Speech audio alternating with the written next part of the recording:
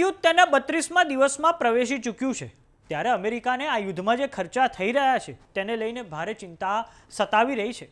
આપણે એ વસ્તુ પરથી પણ સમજી શકીએ કે ઈરાન એક તરફ 28 લાખ રૂપિયાના શાહિદ 136 ડ્રોન છોડી રહ્યું છે તો સામે અમેરિકાએ એને ઇન્ટરસેપ્ટ કરીને પાડી દેવા માટે 27 કરોડની મિસાઇલો છોડવી પડી રહી છે।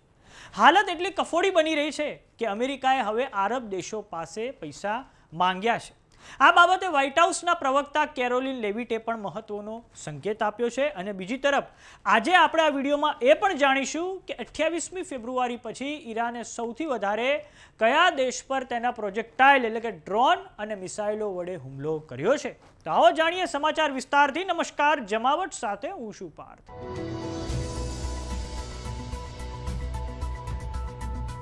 પશ્ચિમ એશિયામાં ચાલી રહેલું ઈરાન યુદ્ધ અમેરિકા માટે સફેદ હાથી પુરવાર થઈ રહ્યું છે।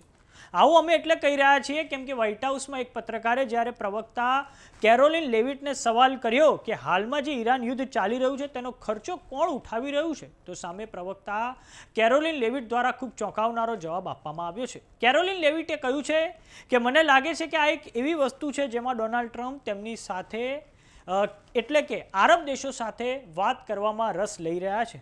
હું તેમના પહેલાં તમને કંઈ જ નહીં કહી શકું પરંતુ નિશ્ચિત રૂપથી મને ખબર છે કે રાષ્ટ્રપતિ ટ્રમ્પે આ વિશે અગાઉથી જ આયોજન કરી લીધું છે। તમને આ વિશે તેમના દ્વારા વધારે જાણકારી પ્રાપ્ત થશે। હવે આપણે જાણીએ કે પત્રકારે વ્હાઇટ હાઉસના પ્રવક્તા કેરોલિન લેવિટને ખરેખર શું સવાલ પૂછ્યો હતો તો સવાલ એ હતો કે 1990 અને 91 વખતે જે ખાડી યુદ્ધ થયું હતું તે સમયે યુએઈ, સાઉદી અરેબિયા અને કુવૈત દ્વારા યુદ્ધનો ખર્ચો ઉઠાવવામાં આવ્યો હતો તો હાલમાં જે યુદ્ધ ચાલી રહ્યું છે તેનો ખર્ચો કોણ ઉઠાવી રહ્યું છે। આમ હવે વ્હાઇટ હાઉસના પ્રવક્તા કેરોલિન લેવિટના નિવેદન પરથી સ્પષ્ટ સંકેત મળે છે કે આરબ દેશોએ જ આ યુદ્ધનો વધારાનો બોજ ઉઠાવવો પડશે। આમ ખાડી દેશો બેઉ બાજુથી ફસાયા છે કેમ કે એક બાજુથી તેમની પર ઈરાન દ્વારા મિસાઇલો અને ડ્રોન વડે હુમલા થઈ રહ્યા છે અને બીજી બાજુ હવે આ જે ઇન્ટરસેપ્ટર મિસાઇલો છે જે એ લોકો વિમાન ઉડાવી રહ્યા છે આ ડ્રોન અને મિસાઇલોને પાડવા માટે તેના પૈસા પણ ચૂકવવા પડશે। હવે દર્શક મિત્રો આપણે નકશાની મદદથી કેટલીક આંકડાકીય માહિતી પર નજર કરીએ કે ઈરાન દ્વારા અત્યાર સુધીમાં કયા કયા ખાડી દેશો પર સૌથી વધારે હુમલો કરવામાં આવ્યો છે।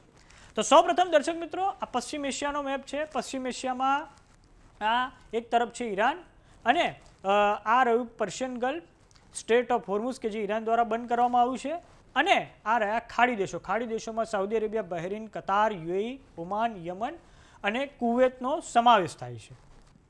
હવે આપણે આંકડાકીય માહિતી પર નજર કરીએ તો ઈરાન દ્વારા સૌથી વધારે હુમલા 28મી ફેબ્રુઆરી પછી યુએઈ પર કરવામાં આવ્યા છે।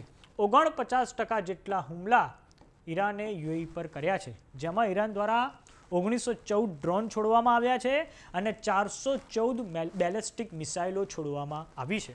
આ યુએઈમાં જે ફુજૈરા રિફાઇનરી છે, આ પછી એક બીજી અન્ય રૂવાઇસ રિફાઇનરી છે તેને ઈરાન દ્વારા ટાર્ગેટ કરવામાં આવી છે અને આ ઉપરાંત જે દુબઈનું ઇન્ટરનેશનલ એરપોર્ટ છે તેને પણ ઈરાન દ્વારા ટાર્ગેટ કરવામાં આવ્યું છે। બીજા નંબરે કયો દેશ આવે છે તો બીજા નંબરે દેશ આવે છે સાઉદી અરેબિયા। ઈરાન દ્વારા અત્યાર સુધીમાં કુલ 19% જેટલા હુમલા આ સાઉદી અરેબિયા પર કરવામાં આવ્યા છે જેમાં અત્યાર સુધીમાં 780 ડ્રોન છોડવામાં આવ્યા છે અને 320 જેટલી બેલેસ્ટિક મિસાઇલો આ સાઉદી અરેબિયા પર છોડવામાં આવી છે। સાઉદી અરેબિયામાં પણ સૌથી વધારે જે તેના પૂર્વીય પ્રાંતો છે જે એના ઈસ્ટર્ન પ્રોવિન્સ છે તેની પર સૌથી વધારે હુમલા ઈરાન દ્વારા કરવામાં આવ્યા છે। હવે વાત કરીએ ત્રીજા નંબરે કયો દેશ આવે છે તો ત્રીજા નંબરે દેશ આવે છે ઇઝરાયલ। તો ઇઝરાયલ પર 15% જેટલા હુમલા કરવામાં આવ્યા છે, 550 ડ્રોન છોડવામાં આવ્યા છે અને 290 જેટલી મિસાઇલો છોડવામાં આવી છે અને યુદ્ધ શરૂ નહોતું થયું તે પહેલાંથી જ ઈરાને સ્પષ્ટ કરી દીધું હતું કે પશ્ચિમ એશિયામાં અમેરિકાનું જો કોઈ મજબૂત ભાગીદાર છે તો તે ઇઝરાયલ છે અને ઇઝરાયલ પર ખૂબ મોટા પાયે લશ્કરી કાર્યવાહી કરવામાં આવશે। હવે સમજીએ કે ચોથા નંબરે કયો દેશ આવે છે તો ચોથા નંબરે આવે છે કુવૈત। તો કુવૈત પર અત્યાર સુધીમાં ઈરાને 10% જેટલા હુમલા કરેલા છે। તો કેટલી મિસાઇલો છોડવામાં આવી છે તો કુવૈત પર 465 ડ્રોન છોડવામાં આવ્યા છે અને 97 બેલેસ્ટિક મિસાઇલો છોડવામાં આવી છે। પાંચમા નંબરે આવે છે ઈરાક। આ રહ્યું ઈરાક। ઈરાકમાં જે એની રાજધાની બગદાદમાં જે યુએસ એમ્બેસી આવેલી છે તેની પર પણ ખૂબ મોટા પાયે એટેક ઈરાન દ્વારા કરવામાં આવ્યા છે. આ ઉપરાંત ઈરાકમાં જે ઈરાનિયન જે શિયા ફોર્સિસ છે, પ્રોક્સી ફોર્સિસ છે, તેમના પણ હુમલા ઈરાકમાં જે એરબિલ અમેરિકન બેઝ આવેલો છે તેની પર કરવામાં આવ્યા છે. આમ ટોટલ 8% જેટલા હુમલા એ ઈરાન દ્વારા ઈરાક પર કરવામાં આવ્યા છે. અને આ હુમલાની વાત કરીએ તો તેમાં 330 ડ્રોન છોડવામાં આવ્યા છે, જ્યારે 120 જેટલી બેલેસ્ટિક મિસાઇલો 29 માર્ચ સુધી છોડવામાં આવી છે. આ પછી વાત કરીએ બહેરીન, કે બહેરીનમાં યુએસ નેવીની 5th ફ્લીટનું એનું હેડક્વાર્ટર આવેલું છે.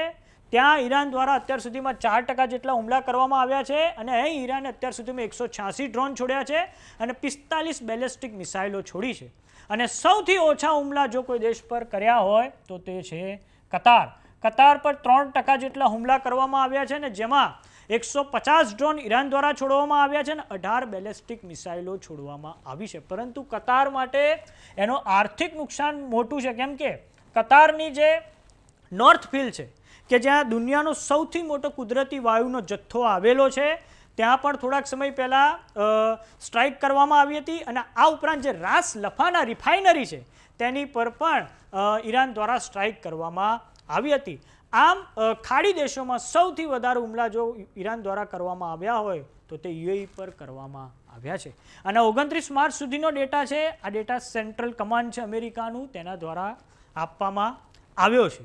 હવે પ્રશ્ન એ છે કે જ્યારે પણ યુદ્ધ પતશે ત્યારે ઈરાન તેના આ જે સાથી મુસ્લિમ દેશો છે તેમની આંખમાં આંખ કેવી રીતે મિલાવી શકશે, કેમ કે ઈરાન અને આ જે ખાડી દેશો છે તેમાં પણ યુએઈ અને સાઉદી અરેબિયા સાથે સંબંધો તો એટલા બગડી ગયા છે કે તેમણે પોતપોતાના જે ડિપ્લોમેટિક અધિકારીઓ હતા તેમને પણ હવે ઈરાનમાં પાછા મોકલી દીધા છે. આમ ખાડી દેશો અને ઈરાન વચ્ચે હવે સતત ખાઈ વધી રહી છે અને એટલે જ હવે રશિયાના જે વિદેશ મંત્રી છે સેર્જેઈ લાવ્રોવ, તેમના દ્વારા આજે એક મહત્વનું સ્ટેટમેન્ટ આપવામાં આવ્યું હતું. તેમણે કહ્યું હતું કે ઇઝરાયલ અને અમેરિકા આ ખાડી દેશો અને ઈરાન વચ્ચેની જે ખાઈ છે તે વધારી રહ્યા છે.